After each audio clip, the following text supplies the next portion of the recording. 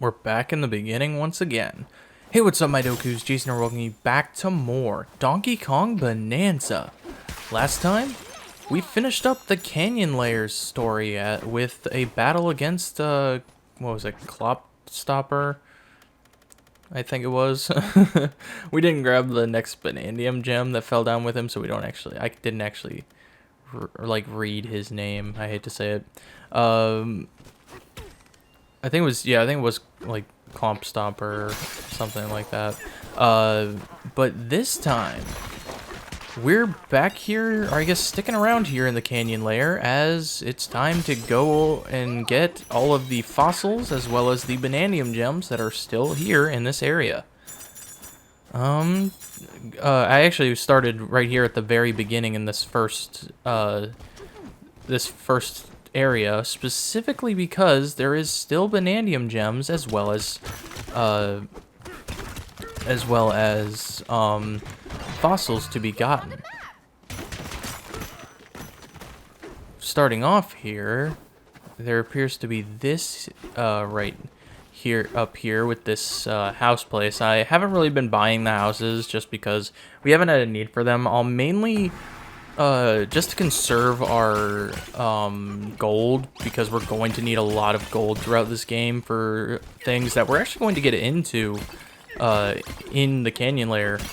But I'm going to only buy a house, or I guess like buy a getaway, if we absolutely need it. So if like we're at a point where we are at really low health and I don't see any ways to get health up, or to get like our health up, then, and I don't want to like risk dying and losing more gold, excuse me, then we'll spend a few you know of our gold and make a getaway. That's the only time I'm gonna do that.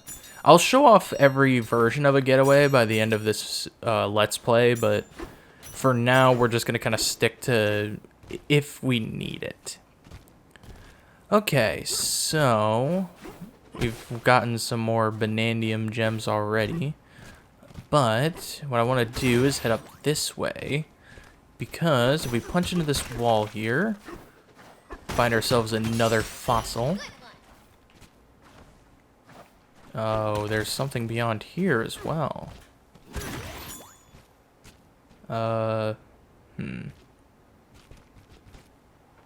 Ooh, alcove here. Oh, just just has crates with Banandium chips in it. Which, I mean, we're not doing too bad on Banandium chips, honestly. I'm kind of surprised we're at 500. Then again, I did do on my first playthrough, I bought a bunch of Banandium gems from the shop in the hilltop layer, and then proceeded to never buy any Banandium gems again until like the last layer, and I was at like 2100 by that point. Ooh, a Banandium gem hidden just right back here, just kind of sitting on a cliff behind tall fall cliffs. Now we kind of just need to search around here, because I'm not sure if there is any if there's any more fossils just kind of sitting around this place, because it's obvious that there would be something, because you know there's just a Banandium gem sitting around the back here, but it's not looking like it, at least. We can always eventually come back here, because, you know, once I get more fossil maps, like, we'll be able to see more.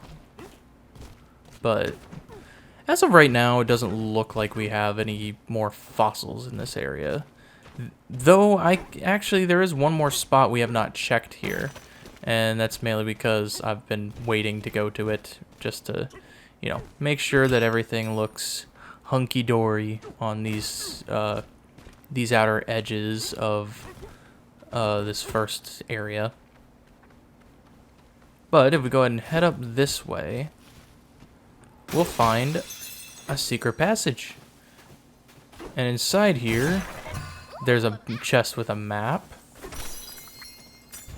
Have we actually been down here before? I get the sneaking suspicion that we have. It's either that or there's just like nothing down here. Well, let's blast ourselves up. Oh yeah, maybe we didn't go down there, but there isn't really much to this area.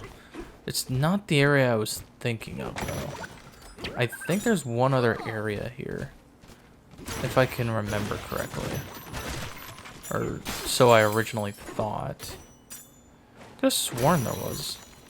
Because I thought there was more, I thought there was more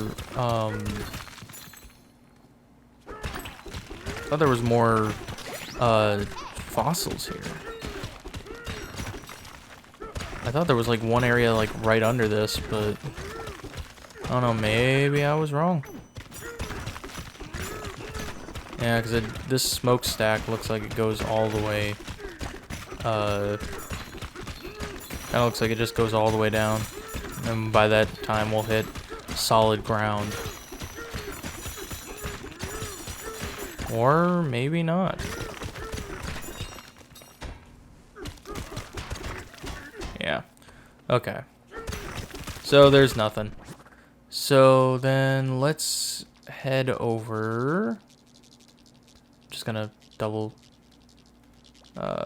Actually, you know what?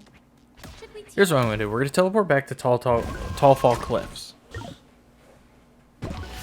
And the reason why is, one, I'm just gonna look up here real quick, just, you know, look through some stuff, but the reason why is that I want to go out here and I want to do a real quick scan of the parts that are actually outside of, like on the upper part outside of this smokestack.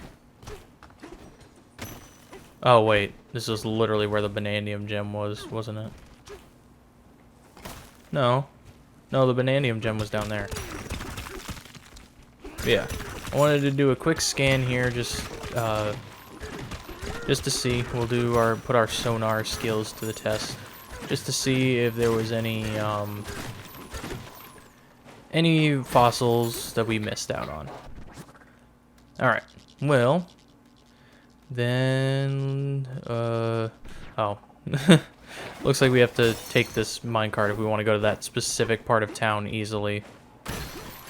All right. So, looks like our first fossil that we can find here is just right up here on top of this building. This one actually is where we found the that previous Banandium gem. Which inside here, it looks like everything, or it looks like this guy's just kind of living life out here. So, that's good for him. Let's see.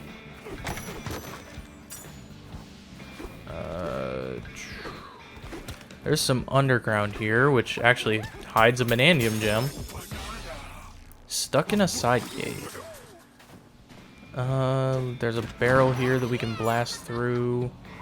I'll kind of just get us to the same area. Oh. There's actually another fossil there. Anything else? I could have sworn there was another Banandium gem, specifically like under this area, but maybe I'm just wrong. Just plain wrong. Okay, looks like the rest of our, ooh, I can see a stake under there. Looks like the rest of our fossils in this area are over on this end that we have not explored yet. Let's do it. I think right here is where it was.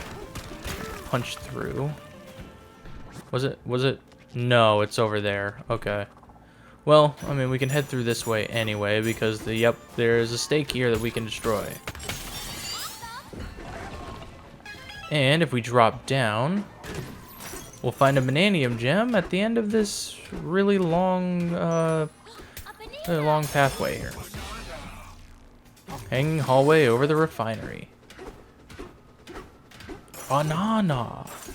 Alright, go ahead and punch this. Get some more gold. And let's dive down and blast off. Also, I do want to make a note of something. Remember how I said there was like 60 of these gems? Yeah, there's now 79 because, you know, this only counted the top layer. We still have a whole other set of Banandium gems in the lower layer. Yeah. 79. This game is huge. Also, another Banandium gem. Foreman's secret stash. Ooh, I guess we can upgrade our drum beat now. Go ahead and do that. But yeah, like, that's just absolutely crazy to me.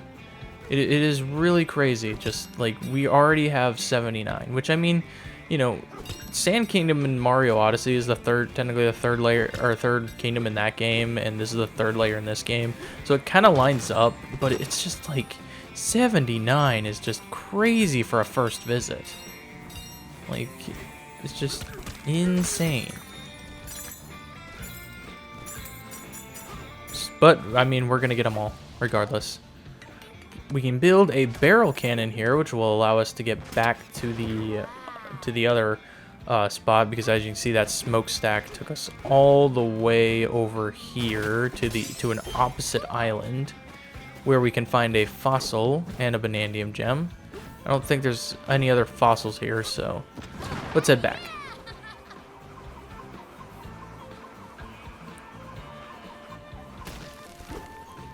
Alright, any more fossils that I might be missing? Ooh, I saw a glimmer of a Banandium gem.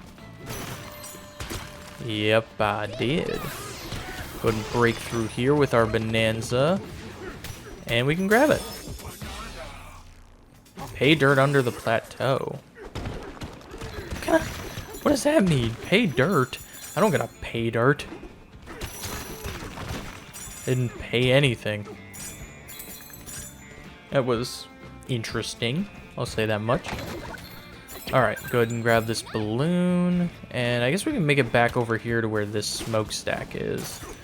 Because there's actually more to this area. Not this one in particular. But if we head up this way and make our way over here, we find a bunch of these little guys.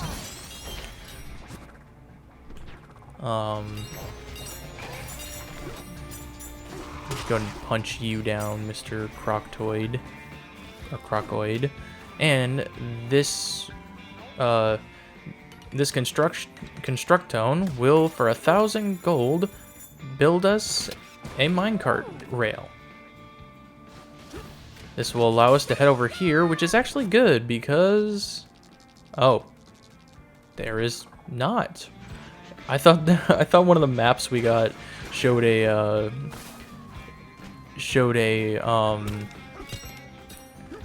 fossil over here, which there is still fossils over here. I won't say that there's not, because I mean, look, there's one right here. But I just thought that, like, I thought the maps we got had shown that. Okay, so one thing we can do, go Bananza, punch through this wall,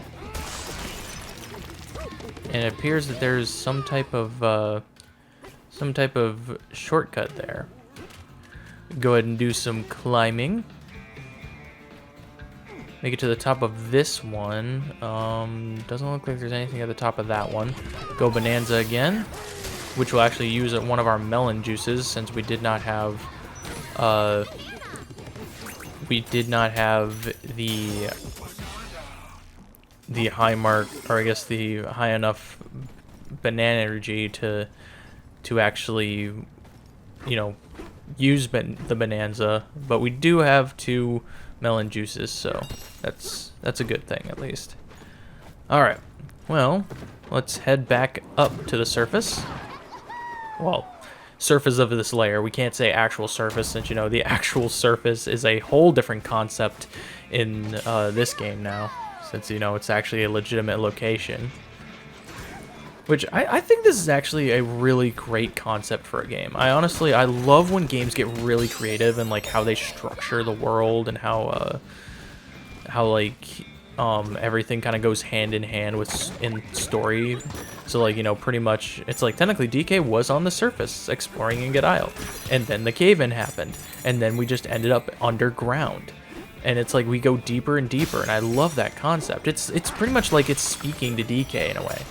Because, I mean, DK's been more of an island-based, you know, franchise. Like, you know, all the Donkey Kong Country games involve going to different islands and even exploring major sets of one island. Specifically, like, DK Returns is literally about climbing up to a volcano. And I think this is just such a cool concept that works for DK, because the other thing is that these layers are pretty much structured like islands. Like, a lot of these spots are just kind of structured in such a way that it does genuinely feel like an island. So it's not like you're, you know, missing out on, it's not like you're missing out on that DK feel. And especially, like, you know, think about Mario Odyssey. It's like Mario Odyssey is kingdom-based. That works because, you know, Mario has always been about exploring, you know, the Mushroom Kingdom, which is a kingdom. So, like, having there be different kingdoms adds another sense of variety there. I don't know. It's just something I enjoy. I get easily... I have easy enjoyment when it comes to how games are structured. It's like literally one of the greatest things I love about the Xenoblade games is that while Xenoblade 2 doesn't have a particularly interconnected world, the world, like the areas in Xenoblade 2 are like pretty big in scope, and so it kind of works out to its favor, and it allows more variety in the level design to kind of compensate for not being able to do that kind of thing. And you know, Xenoblade 3 like is such the reason I love that game so much, outside of, you know, its amazing story, is literally because that game's structure is huge. Like, you can pretty much see every single place from every area, and it's like you have loading zones to get through certain areas, but with others you could practically just get from place to place there. It's not like Xenoblade, you know, 1 where in Xenoblade 1, you know, you saw an area and if you tried to fall towards it, you die. In Xenoblade 3, it's like you get to an upper area that is like right above another location. Like, if the game lets you, like, if it's in such a structure that it works, you can fall to it. And I think that's just such a cool concept. Now, you may die. That is a high chance unless you specifically aim for water, because, you know, fall damage is in fact a thing. But I mean, hey, that's the price you pay for good quality world design. It's I don't know. It's like world design in video games is just something I've always loved. I enjoy just how structures are. It's like I've never played Banjo-Kazooie, but I've been watching the Runaway guys and their I've specifically been watching the Runaway guys and their Let's Play on Banjo-Tooie. Specifically, like, you know, Chugga's first playthrough of Banjo-Tooie, and like one of the things I've really enjoyed about that is just hearing John and Tim talk about the interconnected world, how like pretty much every area in the game is interconnected, whether there's a loading screen or not. It's not an open world game, obviously, because, you know, there is loading screens in between sections, but like the fact that the world is practically just interconnected, you can pretty much go to majority of the worlds in just one area alone. And I think that's really such a cool concept. And it's like, I would love to see a Banjo-Kazooie game that utilizes the Banjo-Tooie, like the Banjo-Tooie line, or, you know, world design, but actually makes it truly open world. Because we are in an age where open world games are much more common, while people don't care for them. I mean, Nintendo and like other companies do still prioritize smaller scale games that don't focus on the open world. but like I think it would be really cool to see a Banjo-Kazooie game specifically designed around the idea of an open, interconnected world. I just think that would be such a cool concept for a Banjo-Kazooie game. Whether, you know, we get that or not really just depends on Rare and Microsoft. And I know Microsoft. They really, I hate to say it, Microsoft does not give a shit about Banjo-Kazooie. Never have. I hate to say it, but I'm sorry, like, I think that honest to God, I think honest to God, Nuts and Bolts was a pity for the Banjo franchise. Because, I mean, I feel like if they did actually care, yes, the reception for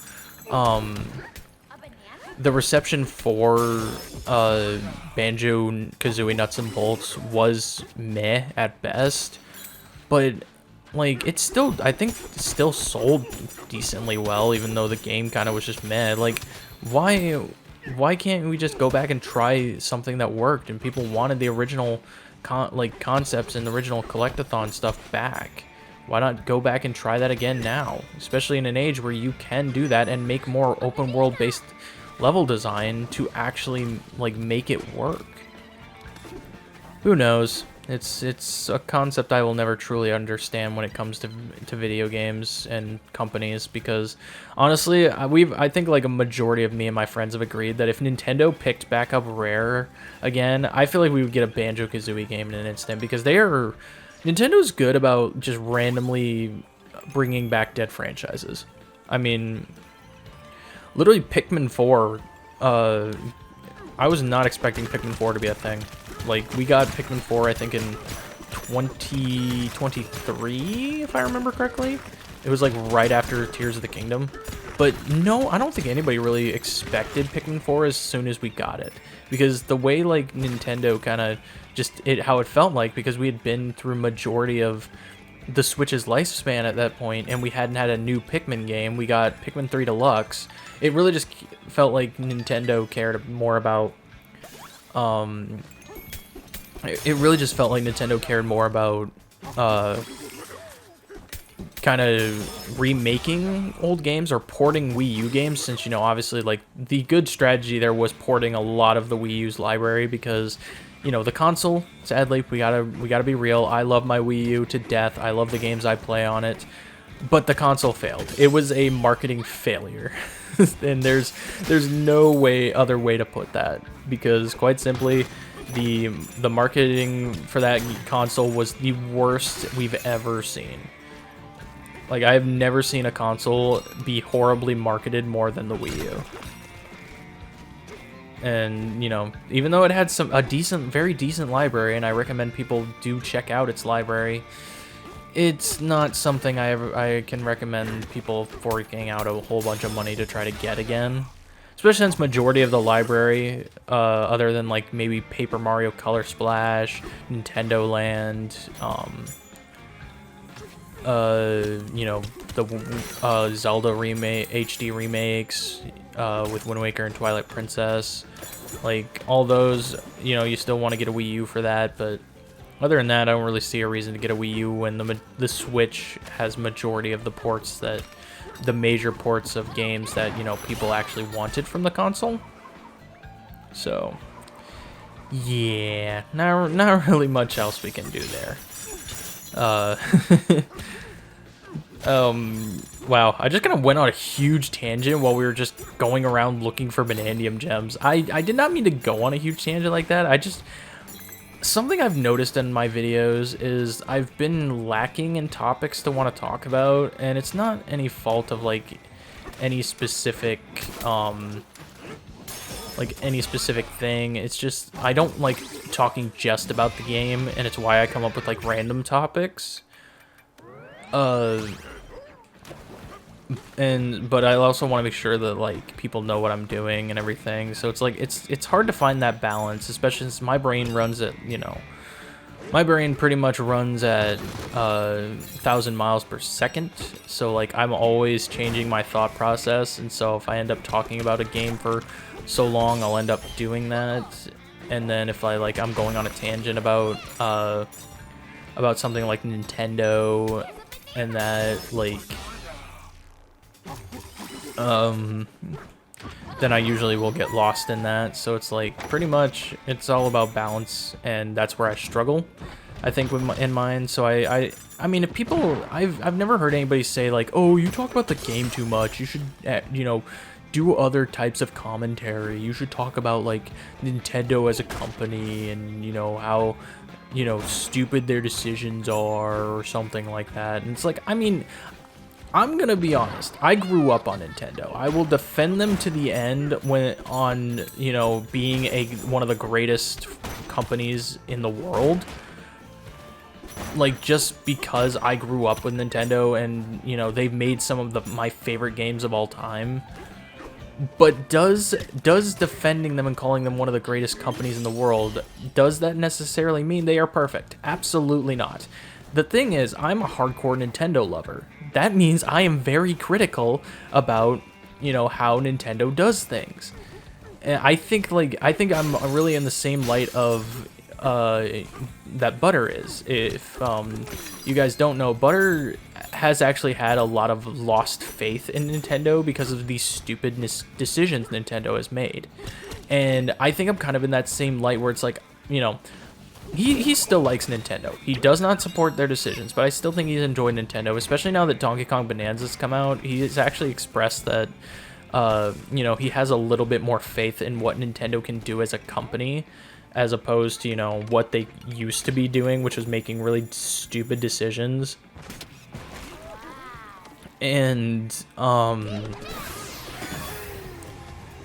like, trying to, like, I'm trying to, like, not lose my train of thought.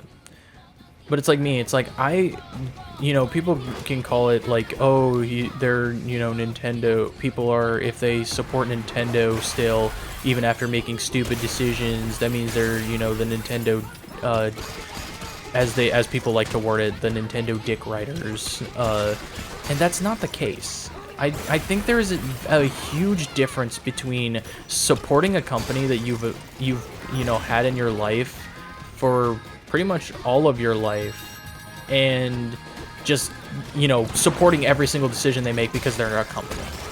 Like, I think that when it comes to having a company in your life that, you know, you've supported because you know, but like you still will critically, you know, pan them for stupid mistakes, I think there is a vastly different way to perceive that. It's like, I do not defend every single action Nintendo does.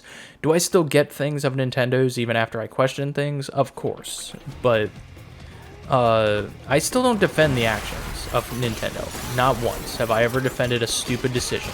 Like this whole thing right now with Nintendo, because of the tariffs and everything, Nintendo increasing the prices of the original Switch, I think that's ridiculous. I really do not think that you need to be increasing the price of an 8-year-old console to pretty much almost to the levels of your newest console.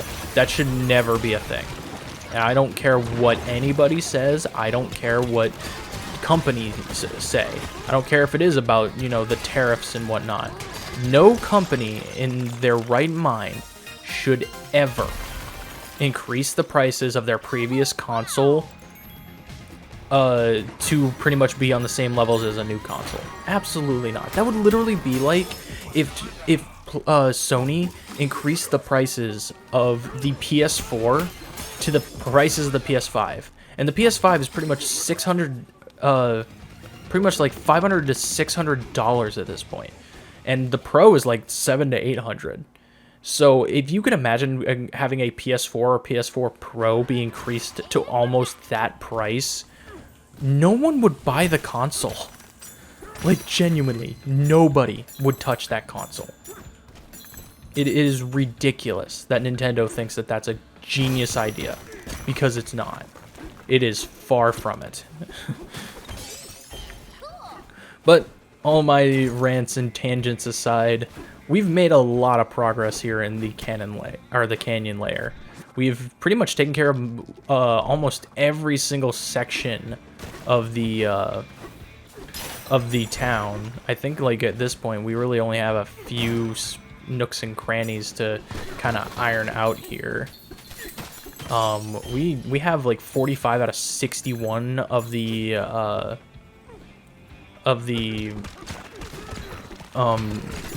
regular fossils. What is there something through here? Oh, this is just kind of a shortcut. Okay. That's definitely a thing. But yeah, we made a lot of progress. What the?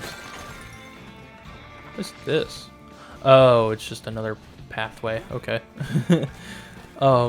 We've made a lot of progress. Let's actually look at our collectibles list. We have 53 out of 79 of the Banandium gems here already. And we're hitting it pretty good. Pretty much our next goal is right over here. We just have to, you know, make our way over to the to that mountain. I don't remember what they called that mountain. And we can start working our way towards finishing up that area, and then working into the refinery to tie up some loose ends there, and then what is that guy? Oh wait, didn't I already follow him?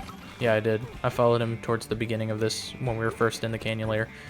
But yeah, that's pretty much it. So I guess with that, next time on Donkey Kong Bananza, we're going to continue through the canyon layer and collect more Banandium gems and finish up the fossils. I don't know if we'll get to everything at the end of next episode. That is my goal. I do want to try to finish up the canyon layer, but there's just a lot to this area compared to, say, the lagoon layer, so it may honestly take us a little longer. Who knows? Anyway, thank you guys so much for watching. If you liked this video, make sure you give it a like. Tree out a ton. Make sure to subscribe dibbly dibbly if you've not already. And I will see you guys all later.